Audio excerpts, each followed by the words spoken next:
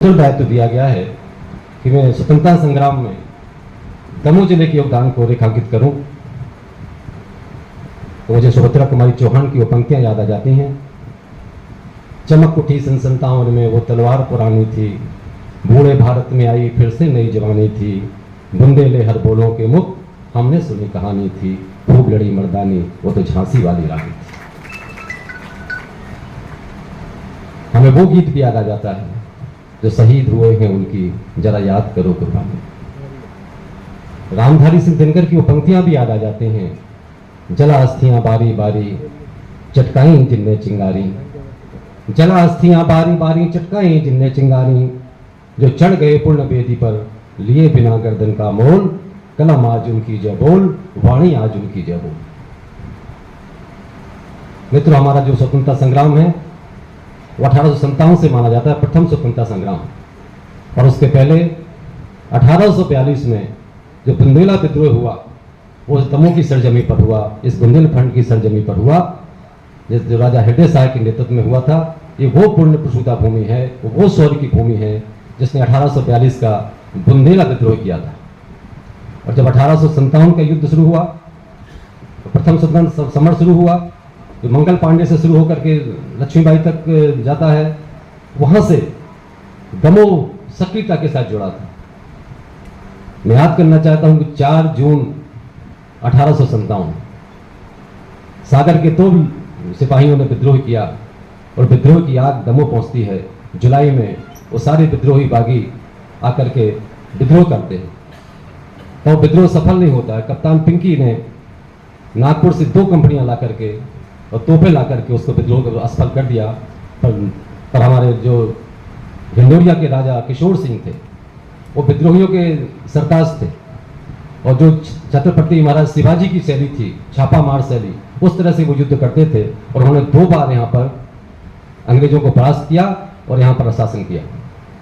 वो ज़्यादा दिन चले, 2 दिन 5 दिन 7 दिन चले, पर इतिहास में दर्ज है कि राजा किशोर सिंह जी ने 2 बार अंग्रेजों को इस दमोह की भूमि पर हराया। और ये भी बात उल्लेखित करना चाहूंगा कि अंग्रेज उनको पकड़ने के लिए लगे रहे, पर जिंदा या मुर्दा उनको पकड़ नहीं पाए, उनका 100 बरामद नहीं कर पाए। मैं आज इस मौके पर 1857 के उस युद्ध में मानगढ़ के राजा गंगाधर राव जी को याद करूंगा, अभाना के राजा तेजी सिंह, सिग्रामपुर के राजा देवी सिंह, सोने सिंह जी, स्वरूप सिंह जी, ये सब लोग उस विरासत के हिस्से थे जो 1857 में अपनी पूरी आन बान शान के साथ अपने रजवाड़ों को दांव पर लगाकर लड़ रहे थे। पर एक दिन वो भी आता है 17 सितंबर 1857 का, वो मनहूस दिन था जब सारे राज्य रजवाड़े लड़ रहे थे। और जो हमारा नरसिंहगढ़ का किला है ना, वहाँ रहते थे सूबेदार रघुनाथ राव करमरकर, वहाँ के राजा थे। तो किसी हर जगह रहते हैं ना लोग खुफियागिरी करने वाले, चुगली करें। और नरसिंहगढ़ के किले पर 17 सितंबर 1857 को धावा बोलते हैं, जिसे 50 सेनानी शहीद हो जाते हैं। 50 सैनिक मतलब बड़े बड़े योद्धा शहीद हुए थे। उसमें एक बड़ी विभत्स मामला हुआ। जो दीवान रघुनाथ सिंह अपना करमरकर जी के जो दीवान थे पंडित अजब दास तिवारी, उनको और उनके परिवार के 18 लोगों को जो फसिया नाला कहलाता है वहां पर फांसी पर टांग दिया गया। उसमें 6 माह का दुधमुहा बच्चा भी था। ये विरासत की भूमि दमोह है, वो संघर्ष की भूमि दमोह है, वो बलिदान की भूमि दमोह है। युद्ध चलता रहा। 1857 का जो स्वतंत्रता संग्राम था उतना सफल नहीं हुआ, दबा दिया गया। पर एक उत्ते बीच में अंग्रेज निष्कंटक राज करते रहे। और 1885 में जब भारतीय राष्ट्रीय कांग्रेस की स्थापना हुई तो फिर हलचल शुरू हुई। पर तब तक तो एलिट क्लास के पास लोग कांग्रेस का पहुंच थी। 1920 में जब महात्मा गांधी को कांग्रेस की कमान मिलती है, फिर दमोह वहां से जुड़ जाता है। हमारे दमोह के थे श्री खंडे जी।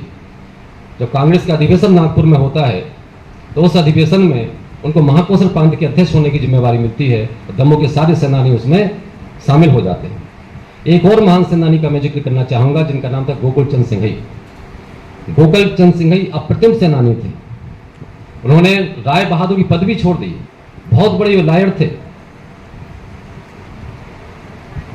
और जब गांधी की आंधी में जब बहे तो उन्होंने सब कुछ छोड़ करके अपने घर में बुनता घर खोला था। और गांधी 1933 में दमोह आते हैं। 2 दिसंबर 1933 को गांधी दमोह आते हैं, और हमारे गोकुल चंद सिंह जी अक्टूबर में ही उनकी स्वर्गवास हो जाता है और गांधी का इस्तकबाल नहीं कर पाते हैं। तब प्रेम शंकर धगट, रघुवर प्रसाद मोदी, ये तमाम लोग, देवकी नंदन श्रीवास्तव जी, ये जाकर के बापू का स्वागत करते हैं। दमोह में बापू का आगमन पूरे बुंदेलखंड को चेतना जगाने वाला था, और आप देखते हैं गांव-गांव में सेनानियों की जो फौज खड़ी हुई वो बापू के इस दमोह आगमन के साथ हुई, बुंदेलखंड आगमन के साथ। ये आंदोलन मित्रों चलता रहा। जैसा कि हम शहीद भगत सिंह को, चंद्रशेखर आजाद को, सुखदेव को, राजगुरु को याद करते हैं, वो परंपरा हमारे दमोह में भी है, जिनका नाम था शहीद यशवंत सिंह ठाकुर।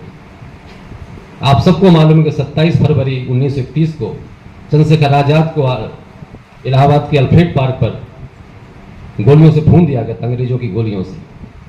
सेनानियों के मन में आग लगी थी, पूरा देश दहल रहा था।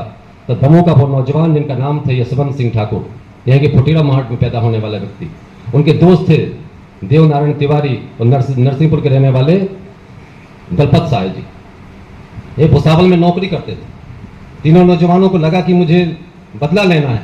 आजाद की डेथ के बाद, आजाद की मृत्यु के बाद, जिनका पहला जन्मदिन पड़ता है 23 जुलाई, उस दिन इन 3 नौजवानों ने तय किया कि हम बदला लेंगे। तो पंजाब मेल उस समय भी चलती थी। खंडवा के पास ये 3 नौजवान बैठ जाते हैं। 2 अंग्रेज अफसर उसमें यात्रा कर रहे होते हैं, और दोनों एक हफ्ते की हत्या हो जाती है, एक को अधमरा कर दिया जाता है। पर एक मैं तफसील में नहीं जाऊंगा, गहराई में नहीं जाऊंगा क्योंकि समय कम है। दरअसल ये विषय ऐसा है कि पूरा व्याख्यान की मांग करता है, संक्षेप में कहना मुनासिब नहीं होता। तब यशवंत सिंह और देवनारायण तिवारी कुछ दिन बाद पकड़ लिए जाते हैं, उनके दलपत साहिब भी पकड़ लिए जाए, और दिसंबर 1933 को ये नौजवान फांसी के फंदे पर चढ़ा दिए जाते हैं। तो जैसा कि चंद्रशेखर आजाद, शहीद भगत सिंह और इन तमाम बलिदानियों को याद करते हैं, दमोह की धरा यशवंत सिंह को याद करती है। आज़ादी का आंदोलन 1942 भारत छोड़ो आंदोलन निर्णायक साबित हुआ, जहां से ज्ञान साहब जुड़ते हैं। वो जो पहली पंक्ति के सेनानी थे, 9 अगस्त 1942 को प्रेम शंकर धगट जैसे लोग, गोकुल चंद, उनमें नाम भी विस्मरण कर रहा हूं, ये सब आने वाले जो पहली पीढ़ी के लोग थे, रघुवर प्रसाद मोदी जी और प्रेम शंकर धगट पहली खेप में 9 अगस्त को ही गिरफ्तार कर लिए गए। धीमे धीमे गांव के लोगों ने यहाँ आंदोलन चलाया, पर ये नौजवान थे। जो हमारा MLB स्कूल है वो कभी गवर्नमेंट स्कूल कहलाता था। इस स्कूल में पढ़ने वाले विद्यार्थी जिनका नाम ज्ञानचंद श्रीवास्तव था, महादेव प्रसाद गुप्ता, प्रभुनारायण टंडन, प्रेम नारायण बडोनिया, जगमोहन प्रसाद श्रीवास्तव, इन तमाम लोगों ने, 9-10 साल के बालकों ने उस आंदोलन की आंच दी। और सितंबर में ये छात्र भी गिरफ्तार कर लिए गए, जैसा कि नेमा जी उल्लेखित कर रहे थे।